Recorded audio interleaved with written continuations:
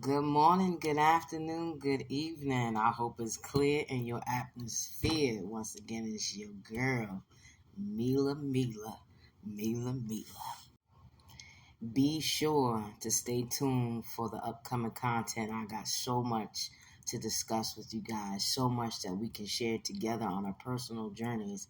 And as I teach you, you teach me. As I feel, you feel. As I be, you. In today's message, we're going to talk about pygmishas. Knowing your self-worth and being accountable for who you're choosing to love, share your energy with, your essence with, your heart with, your resources with, your life with.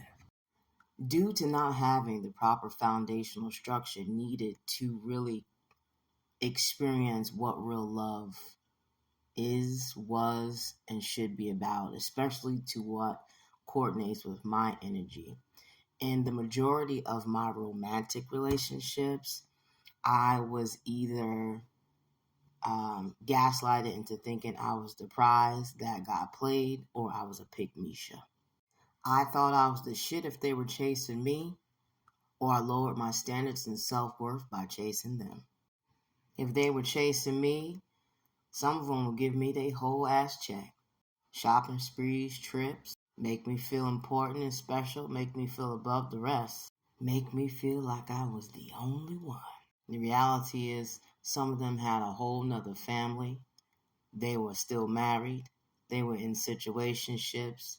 Them and their partner became roommates. So though they were living together, since they had a 2-bedroom or 3-bedroom, they were in separate spaces, but in the same fucking 4 wall. Me not finding out about it until it was too late. And all that show of affection that I never had. The gifts that made me happy, especially in my youth when, I wasn't making no money when I was 18, 19, 20 years old. Not like I am when I'm grown. And shit, even that needs some work. 'Cause I want to be a billionaire so freaking bad. Anyway, back to the subject.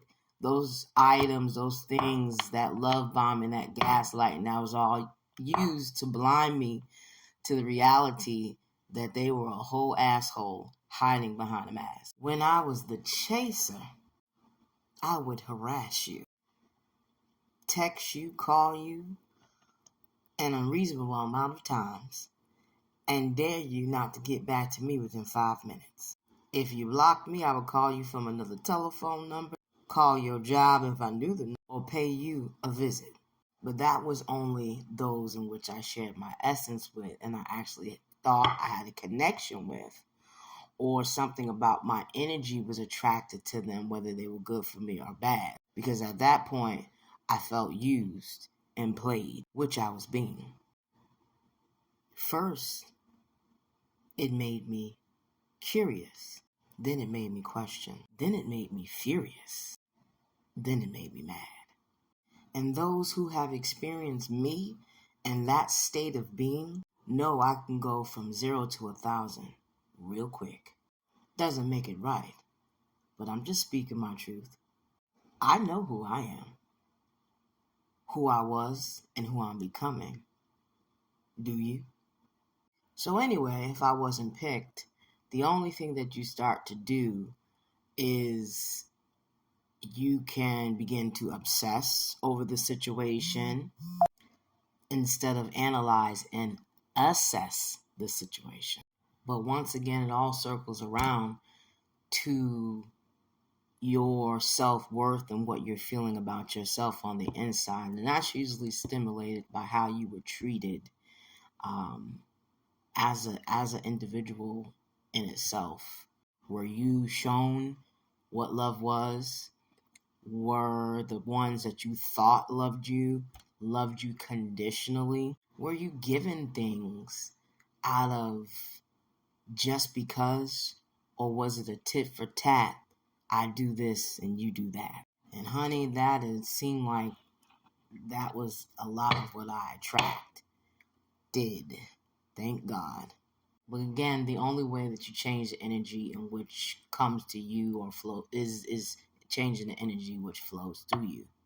you can really only attract what you are or what is attached to you spiritually if you are not taking the proper steps in your journey.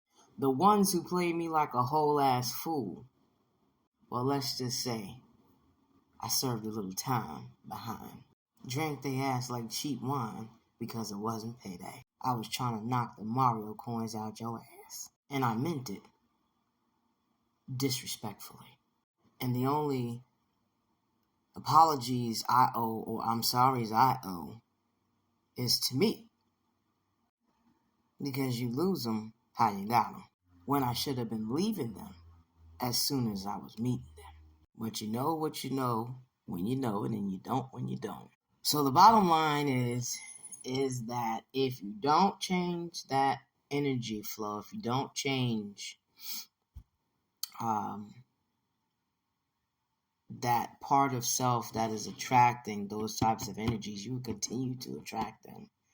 And it will remind you that it's not the actual body of the person, because the body of the person changes, but the spirit doesn't.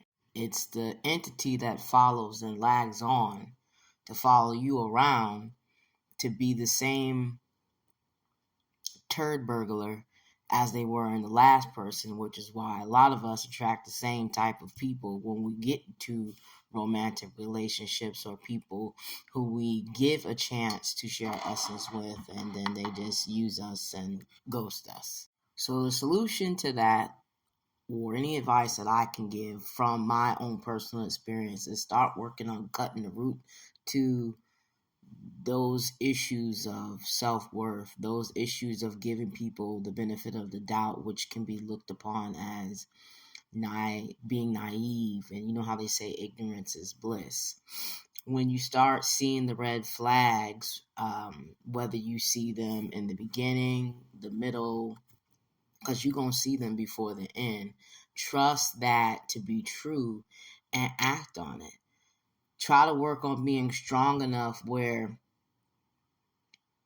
you don't let those triggers of whatever is empty inside of you be filled by someone else. Because if we look to the outside of ourselves to be fulfilled, we will not be happy.